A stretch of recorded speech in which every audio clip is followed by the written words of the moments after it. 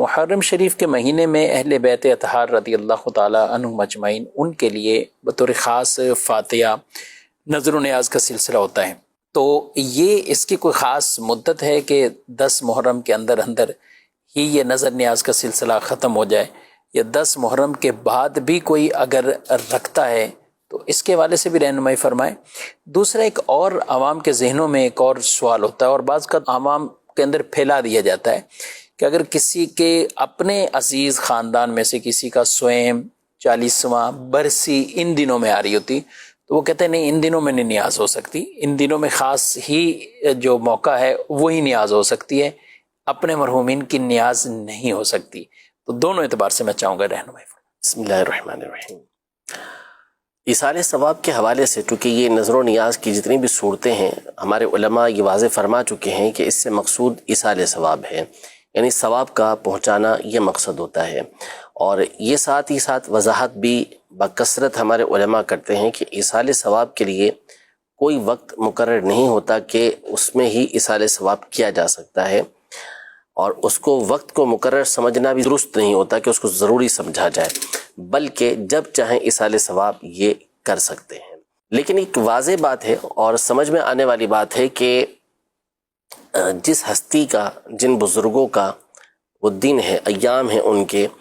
تو ان کے لیے جب نظر و نیاز کی جاتی ہے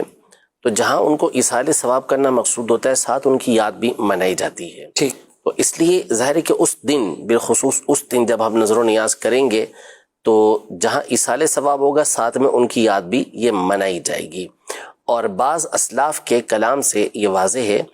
کہ ظاہر ہے کہ جو دن ہوتا ہے اس میں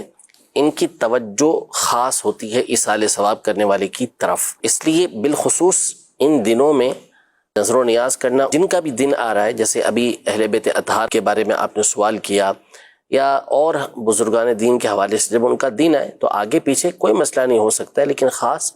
اس دن چونکہ ان کی یاد کا دن ہوتا ہے تو ایصال ثواب کا، ان کے لیے نیاز کا اہتمام یہ کیا جاتا ہے. لیکن اب جیسے مثال کے طور پہ کسی نے نہیں کیا، 10 محرم کو نیاز نہیں کی، یا 9 محرم کو کسی نے نیاز نہیں کی، اب وہ چاہتا ہے کہ میں اب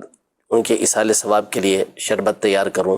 یا میں حلیم تیار کر کے اسے تقسیم کروں، تو اس میں کوئی حرج نہیں ہے، کر سکتا ہے. ثواب بھی انشاءاللہ اس کو بڑے وقت گزر جائے، دن وہ خاص گزر جائے. جی. جہاں تک رہا یہ معاملہ کہ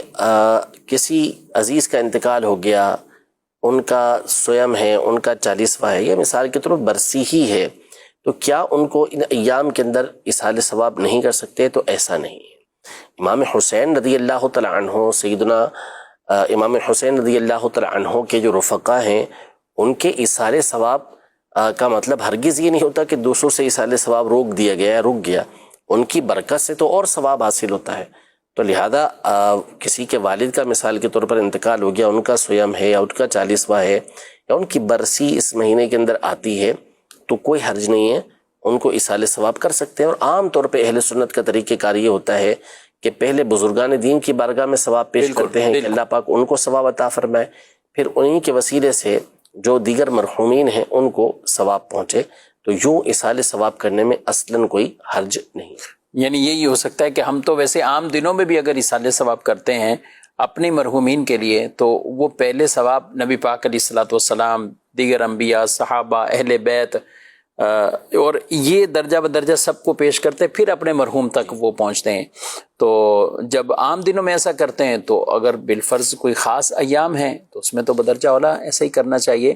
اور آپ محرم شریف میں اور بھی اپنے اہل خانہ کے مرحومین جتنے بھی آپ فاتحہ دلا سکتے، کوئی ممانعت نہیں، لیکن ثواب آپ اہل بیت اطہار رضی اللہ تعالیٰ عنہم اجمعین ان کو بھی پہنچائیں، اور پھر ان کے ذریعے سے توسل سے آپ اپنے مرحومین کو بھی ثواب پہنچائیں.